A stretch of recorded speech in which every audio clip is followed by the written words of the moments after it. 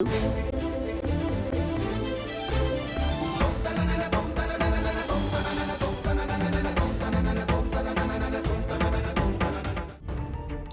సురేష్ నిన్ను ప్రేమగా ఎలా పిలుస్తాడు? ఓహో, సురేష్ పేరు వినగానే సిగ్గా కంగారా? అయినా నీకు తెలుసుగా, పెళ్లికి ముందు ఏ అమ్మాయినా తన భర్త పేరు వినగానే సిగ్గుపడిపోతుంది. అంటే నీ విషయంలో అది వేరే సంగతి అనుకో, ఎందుకంటే నీకు అసలు సిగ్గు ఎగ్గు లేవు కదా. నీకు కొంచెం సిగ్గు అనేది ఉండుంటే నీకు ఇలా రెండో పెళ్లి జరిగేది కాదు. సరే పద, కింద డిజైనర్ వెయిట్ చేస్తోంది నీకు డ్రెస్ అది తయారు చేయడానికి. తొందరగా వచ్చాయి. నేను ఎక్కడికి రాను. చిన్న పిల్లల పంతం పట్టకు. చెప్పాను కదా నేను రా.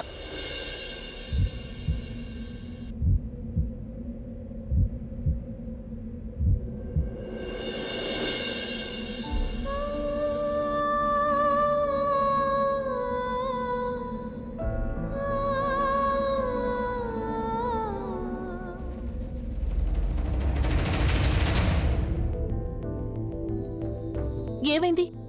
ఏం వెతుకుతున్నారు? కెమెరా కోసం వెతుకుతున్నా. మళ్ళీ కొంపదీసి ఎవరన్నా ఇది కూడా రికార్డ్ చేసి నీ కాబోయే భర్తకు చూపించేశారనుకో, ఈ పెళ్లి కూడా జరగకుండా పోతుంది. మీకు నా ఫీలింగ్స్ మీద కొంచెం కూడా జాలి లేదు కదా?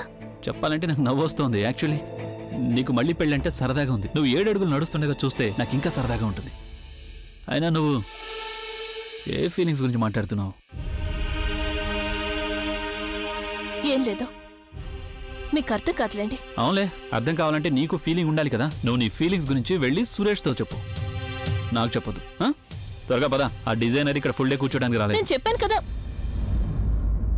Not bad. Switch on switch off. ఇప్పటికి నీకు గుర్తుందన్నమాట. ఏం అర్థం కావడం లేదు మీకు.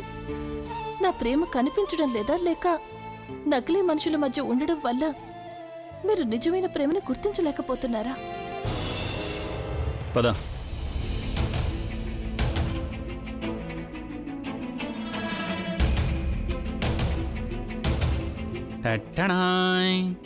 పెళ్లి కూతురు. ఏంటా మాటలు అభి? తను పెళ్లి కూతురే, అయినా నేను అడిగింది పెళ్లి కాబోతున్న పెళ్లి కూతురు సంగతి. అరే sir, let me explain this to you. తనే పెళ్లి కూతురు, తనకే ఇవాళ పెళ్లి జరగబోతోంది. అభి, ఆ అమ్మాయి నీ వైఫ్ కదా? కాదు, తను ఒకప్పుడు నా భార్య, కానీ ఇప్పుడు విడాకులు తీసేసుకున్నాం. అలా అంటావేంటి అభి? అదెప్పుడు జరిగింది? మేము అది ఇంతవరకు అఫీషియల్గా అనౌన్స్ చేయలేదు, కానీ ఒకసారి పెళ్లి అయిపోయిందంటే తన పెళ్లి గురించి, నేను నా డివోర్స్ గురించి అఫీషియల్గా అనౌన్స్ చేస్తాం. అందుకే నేను మిమ్మల్ని ఇక్కడికి రమ్మన్నాను. ఎందుకంటే ఈ సీక్రెట్ మీరు బయట వింటే నమ్మరని నాకు తెలుసు. ఇందాక మీరే అన్నారు కదా, ఎనీథింగ్ ఫర్ యూ అభి అని. సరే, ప్రస్తుతం మాకు ఎక్కువ టైం లేదు, అందుకని మీరు మీ డిజైనర్కి చెప్పండి పెళ్లి కూతురి కొలతలు త్వరగా తీసుకోమని. సోనీ, నువ్వు ఈమెను పైకి తీసుకెళ్లి మెజర్మెంట్స్ తీసుకో.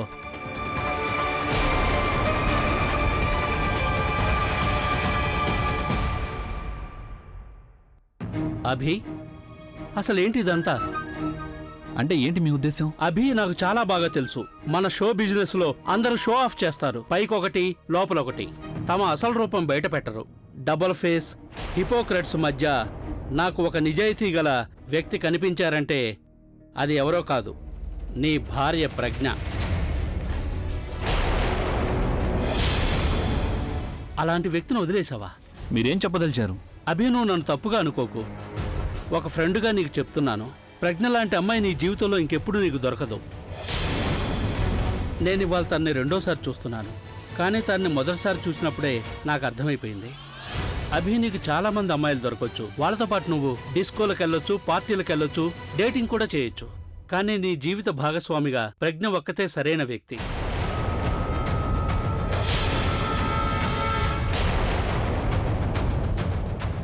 ఫ్రెండ్వి కాబట్టి ఫ్రెండ్షిప్ వరకే ఉండు. నా పర్సనల్ వ్యవహారాల్లో జోక్యం చేసుకునే ప్రయత్నం చేయకు.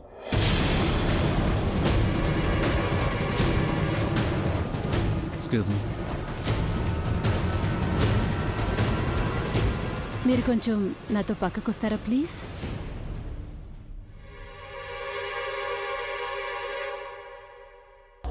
ప్రవీణ్, ఫాస్ట్ గా నడుపు. అక్కకి అక్కడ ఏం జరుగుతుందో ఏమో, తను ఎలా ఫీల్ అవుతుందో ఏమో. వాళ్ళు అక్కడ అక్కడే హింసించడానికి ముందే మనం అక్కడికి వెళ్ళాలి. ప్లీజ్ ప్రవీణ్, నువ్వు కార్ కాస్త ఫాస్ట్ గా నడుపు. బుల్బుల్, రిలాక్స్ రిలాక్స్. ఇంకా సేపట్లో మనం అక్కడికి చేరుకుంటాం. బుల్బుల్, నాకు ఒక ఐడియా వచ్చింది. ఏంటది? అసలు మీ అక్క ప్రజ్ఞ అక్కడ లేకపోతే తనకి పెళ్ళెలా అవుతుంది? అంటే అంటే ఏంటంటే నేను బయట వెయిట్ చేస్తూ ఉంటాను, నువ్వు నేరుగా ప్రజ్ఞ వదిన గదికి వెళ్ళి. వెనక దారి నుంచి తీసుకొచ్చేయాలి. ఎగ్జాక్ట్లీ. అంటే అక్కడ తను ఉండదు కాబట్టి తన పెళ్లి జరగదు. ప్రవీణ్, ఏమైంది నీకు? ఎందుకు ఇలాంటి సినిమా డైలాగులు చెప్తున్నా? ఎవరైనా ఒకసారి పారిపోయారనుకో, వాళ్ళు మళ్ళీ మళ్ళీ పారిపోతూనే ఉండాలి. అంతకంటే ప్రాబ్లంని ఫేస్ చేయడమే మంచిది. అప్పుడే ప్రాబ్లం సాల్వ్ అవుతుంది కదా Praveen. Your right Bulbul I'm really sorry. ఇప్పుడున్న టెన్షన్ కారణంగా నా బ్రెయిన్కి ఏవేవో థాట్స్ వస్తున్నాయి. Really sorry. అసలు నాకు ఒకటి అర్థం కావడం లేదు, మీరు మాకు ఫ్రెండా లేకపోతే ఆవిడ గారికి ఫ్రెండా? మర్చిపోయారా? నాకు బదులుగా మీరు ఆ కళ్ళజోడిని ర్యాంప్ వాక్ చేయించారు. మీరు ఇప్పుడు తన తరపున మాట్లాడుతున్నారా? చూడండి, నాకు మంచిదనిపించిందే నేను చెప్పాను. ఏంటి మీకు మంచి అనిపించేది? ఆ కళ్ళజోడు అభితో కలిసి ఎక్కడికైనా వెళ్ళొచ్చు, కానీ మిగతా అమ్మాయిలంతా కేవలం పార్టీకి వెళ్ళగలరనా? మిగతా అమ్మాయిలంటే అసలు మీ ఉద్దేశం ఏంటి? తను నువ్వు తెలివి తక్కువ దానివేం కాదు. మిగతా అమ్మాయిలంటే అర్థం ఏంటంటే నీకు బాగా తెలుసు. What the hell? నీకు తెలుసుగా నేనెవరినో? అభి నేను ఒకరినొకరు ప్రేమించుకుంటున్నాం. ప్రేమ? మన ఇండస్ట్రీలో ప్రేమ అంటే ఏమిటో మనకి చాలా బాగా తెలుసు. అభి నాకు చాలా సహాయం చేశాడు కదా. అయినా నాకు మీ దగ్గర పనేం దొరకలేదు. నీకు తెలుసా, ఇది వేరే అడగక్కర్లేదు. ఈ ఇండస్ట్రీ మొత్తానికి తెలుసు నీ దగ్గర నాకు పనెందుకు దొరకలేదు. ఎందుకంటే నువ్వు స్టూడియోలో తక్కువ, ఈ ఇంట్లో ఎక్కువగా కనిపిస్తావు గనక. సరే ఆలియా, నువ్వైతే చెల్లెలివి. ఈ లోకంలో ఏ విషయంలోనైనా పొరపాటు జరగొచ్చు, కానీ అన్నా చెల్లెళ్ళ బంధం అలా ఉండదనుకునేవాణ్ణి. లోకంలో ఏ వ్యక్తి అయినా చెడు కోరుకుంటే కోరుకోవచ్చు, కానీ ఆలియా కాదు.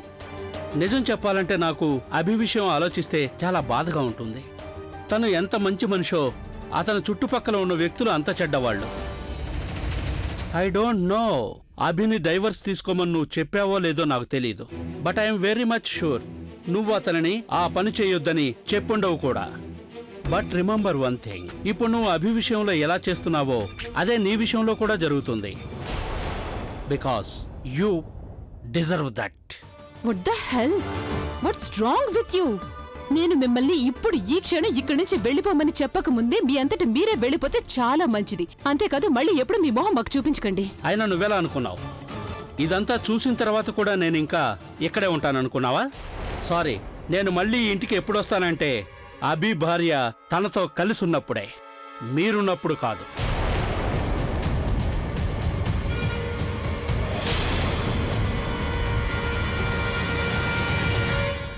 అరే ఇదేంటి బాబాయ్, అప్పుల వల్ల నా వెనకాల ఎందుకు వస్తున్నావు? వెళ్ళి త్వరగా నీ పని చూసుకో. బ్రేక్ఫాస్ట్ అది చేసావా లేదా? అయితే ఇక పని కూడా చెయ్యి. హే, మీరంతా ఎవరు? బ్యాండ్ వాడడం. మీ మొహాలు చూస్తే ఎలా ఉందంటే ఎవరికో కర్మ జరుగుతుంటే వాయించడానికి వచ్చినట్టుంది. సరే, ఏం వాయిస్తారో వినిపించండి. చాలు చాలు చాలు. అరే అరే స్టాప్! ఏంటి ఇలా పాత సినిమా పాటలు వాయిస్తున్నారు? అదే నా పెళ్ళి ఉంటే మీ అందరినీ బయటికి గంటేసేవాడిని. అయినా పెళ్లి చేసుకోబోతున్న అమ్మాయి పాత సినిమా హీరోయిన్లకి ఏం తీసిపోదు. అందుకే పాతవి మంచి వాయించండి, అది కూడా నేను సైగ చేస్తున్నప్పుడు. అరే కేటర్ రెడీ.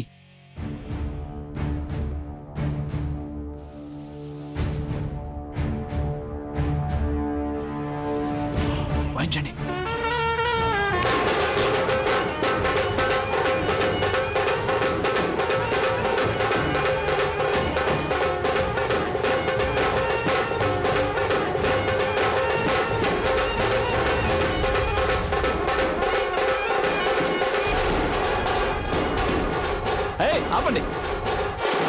ఆపండి.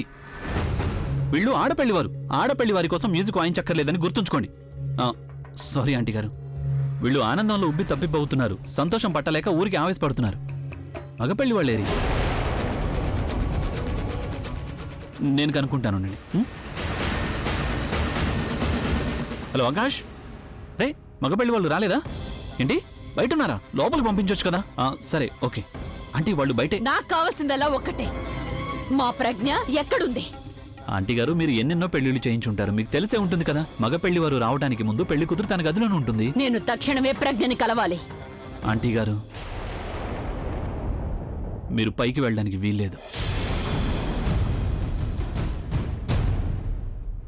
నా ఉద్దేశం ఏంటంటే మీరు ఇప్పుడే వెళ్ళకూడదు అని.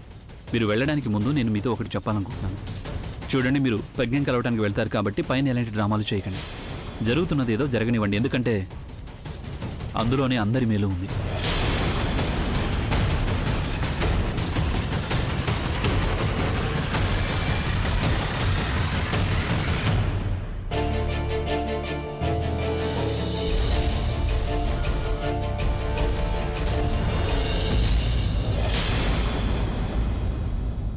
అభి అభి నాకు ఆవిడ ఇంటెన్షన్ మంచిది కాదనిపిస్తుంది.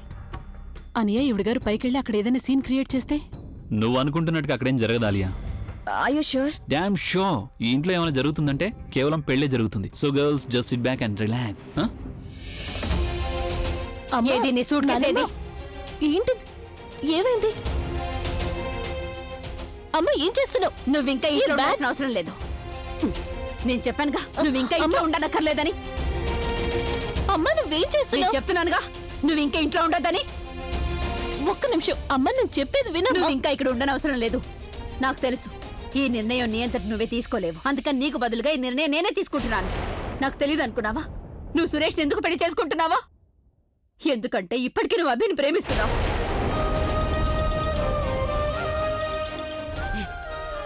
అయినా దీన్నేమనాలి?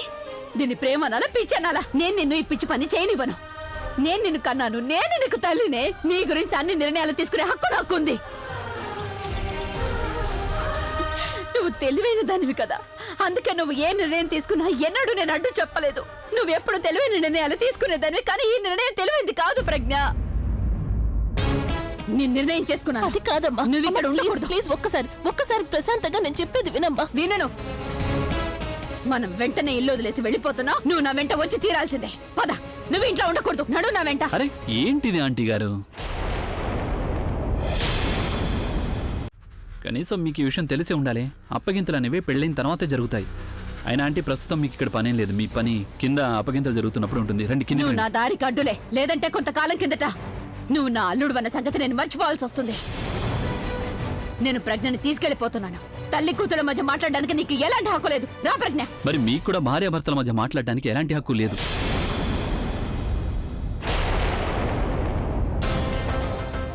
ఏమన్నావు నువ్వు? అరే భర్త అంటే అసలు అర్థం తెలుసా నీకు? ఈ లోకంలో నీలాంటి భర్త ఎక్కడైనా ఉంటాడా? తన భార్యని వేరొకరికిచ్చి పెళ్లి చేసే భర్త. నువ్వు అసలు భర్త అయితే కదా. మీ ఇద్దరికి విడాకులు వచ్చేసాయిగా. అయినా ఏ హక్కుతో నా కూతుర్ని ఇక్కడి నుంచి వెళ్లకుండా ఆపాలనుకుంటున్నావు? ఆంటీ గారు హక్కు లేకపోవచ్చు, కానీ అవసరం అయితే ఉంది. మీ కూతురు ఉండాల్సిన అవసరం. అయినా నువ్వు వీళ్ళకి చెప్పలేదా ఈ పెళ్లి ఎందుకు చేస్తున్నాను ఏంటో? ఇంతవరకు చెప్పలేదంటే ఇప్పుడైనా చెప్పు.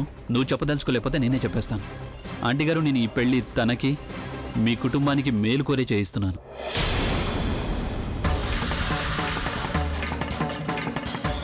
లేదంటే నాకేం సరదా కాదు పెళ్లిళ్ళు చారిటీలు చేయించడం.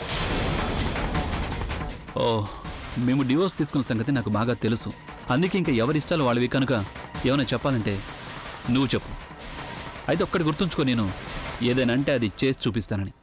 అందుకని బాగా ఆలోచించి మాట్లాడు.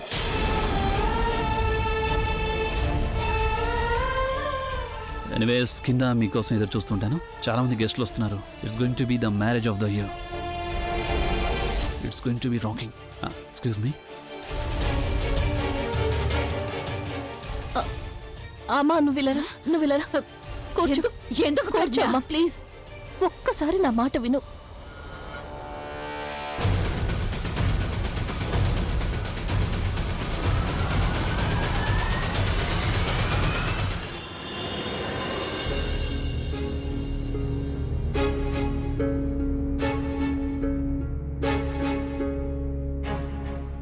ఇక నుంచి నా వైపు చూడటం మాని. నీలాంటి వాళ్ళకి ఒకటే తెలుసు, బంధాలతో ఆడుకోవడం తప్ప వేరొకరి ఎమోషన్స్ గురించి నీకెలాంటి లెక్క లేదు. నువ్వు కోపగించుకోవడంలో ఎలాంటి తప్పు లేదు, కానీ నువ్వు ఆలోచిస్తుంది ఎంతమాత్రం సరైంది కాదు. అలా జరగడం నాకు కూడా ఇష్టం లేదు. అన్నయ్య ఇలా ఎందుకు చేస్తున్నాడో నాకు అసలు అర్థం కావట్లేదు. What the reason behind it? అది కూడా ప్రజ్ఞ వదిన విషయంలో. మీరెంత బాధపడుతున్నారో నేను కూడా అంతగానే బాధపడుతున్నాను. Such a fool I'm. అయినా నేను నీకెందుకు సంజయ్ చెప్పాలి? ఏ విషయంలో చెప్పాలి? నీ దృష్టిలో నేను చాలా చెడ్డవాడిని తెలుసు కూడా. ఎలా జరిగితే అలా జరగని. This world is really strange for me Archana. కానీ మనిషి అన్నవాడు తను చేసిన తప్పును దిద్దుకోవాలనుకుంటాడు. కానీ కొందరు ఆ మనిషికి తన తప్పును దిద్దుకునే అవకాశం కూడా ఇవ్వరు.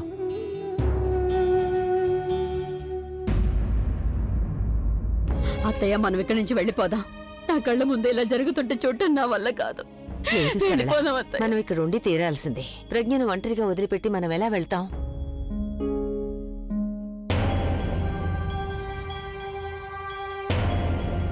నువ్వు అక్కతో మాట్లాడావా? తను ఎందుకు ఇలా చేస్తుందో ఏమైనా తెలిసిందా? ఇక తనతో మాట్లాడడం వల్ల ఎలాంటి ప్రయోజనం లేదు. తను నిర్ణయం తీసేసుకుంది. అమ్మ నేను అక్కతో మాట్లాడొస్తాను. నేను చెప్పానుగా ఎలాంటి ప్రయోజనం ఉండదు తన నిర్ణయం తీసుకుందని. నా ఉద్దేశంలో తను వేరొకరి కోసం తన నిర్ణయం మార్చుకునేలా లేదు.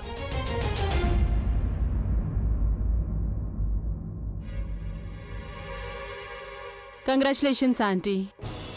మీరు ఇక్కడికి రావడం చూసి నాకెంత సంతోషంగా ఉందో నేను మాటల్లో చెప్పలేను తెలుసా. మీరు కూడా చాలా సంతోషిస్తూ ఉండుంటారు కదా. అరే సంతోషంగా ఎందుకుండరు? మిడిల్ క్లాస్ వాళ్ళు ఆడపిల్లకి ఒక పెళ్లి చేయడమే కష్టం. మరి అలాంటిది వీళ్ళ అమ్మాయికి 2 పెళ్లిళ్ళు జరుగుతున్నాయిగా, అది కూడా పైసా ఖర్చు లేకుండా. ఏమంటారు? తను నేనొకటి చెప్పనా, నిజానికి నేను బుల్బుల్కి థ్యాంక్స్ చెప్పాలి. ఇదంతా ఇలా జరుగుతుందంటే దానికి కేవలం నువ్వే కారణం బుల్బుల్. నా కారణంగానా? బహుశా నువ్వు దీన్ని ప్రజ్ఞ సంతోషం కోసమైనా అనుకో, లేకపోతే మనందరి సంతోషం కోసమైనా అనుకో. నేనా? అవును, నువ్వే కదా ప్రవీణ్ అలా పంపించిందనివి ప్రజ్ఞ తరపున మాట్లాడడానికి. ఆలోచించు, ఆ రోజు తను 24 గంటల వ్యవధి అడగకుండా ఉండుంటే ఆ రోజు తను ఈ ఇల్లు వదిలేసి వెళ్ళిపోయేది. ఒక రకంగా అలా వెళ్ళకపోవడమే మంచిదైందనుకో. అలా వెళ్ళిపోయి ఉంటే ఇవాళ తన పెళ్లి ఇలా జరగదు కదా. అందుకే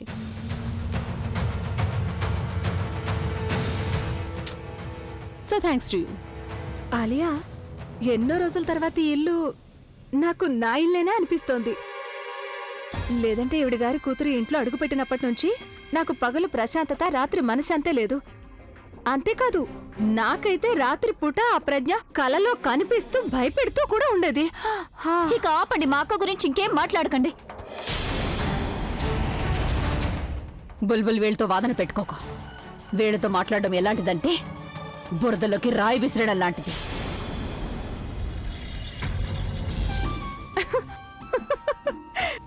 పోయి మీరు మమ్మల్ని అందరినీ బురద అంటున్నారా? నిజానికి ఆంటీ గారు, బురద అనేది ఏదైతుందో అది మీ అమ్మాయి మొహానికే అంటుకునుంది. అయినా మీరు మమ్మల్ని తప్పుపడుతున్నారా? ఆంటీ గారు, నిజానికి మీరు మాకు కృతజ్ఞతలు చెప్పుకోవాలి. ఎందుకంటే ఇంత జరిగిన తర్వాత కూడా మేము మీ అమ్మాయికి పెళ్లి చేస్తున్నందుకు. కృతజ్ఞతలు చెప్పుకోవాల్సింది మీరే. అక్క ఇప్పటికీ నోరు విప్పనందుకు. ఒకవేళ నేనే మా అక్క స్థానంలో ఉంటే అప్పుడు మీ అందరూ రిలాక్స్ గైస్, టేక్ చిల్ పిల్. ఇది గొడవ పడే టైం కాదు, డాన్స్ చేయాల్సిన టైం. మగబెళ్ళి వాళ్ళు వచ్చేస్తున్నారు. మీరు వెళ్ళి వాళ్ళకి స్వాగతం చెప్పాలి. నేను వెళ్ళి వాళ్ళని తీసుకొస్తాను.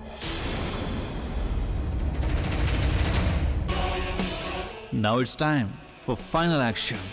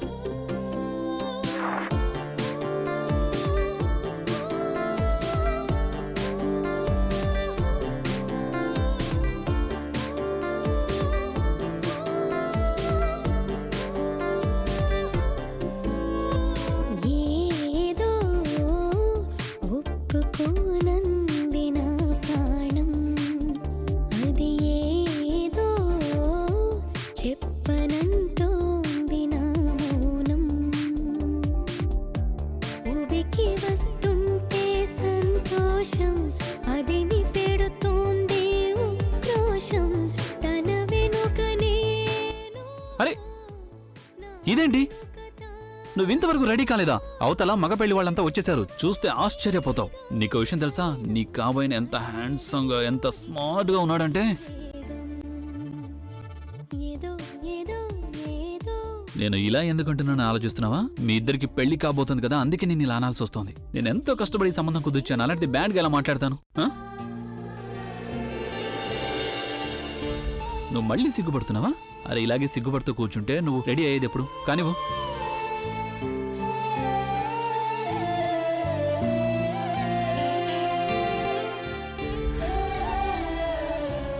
ఏంటి అలా చూస్తున్నావు?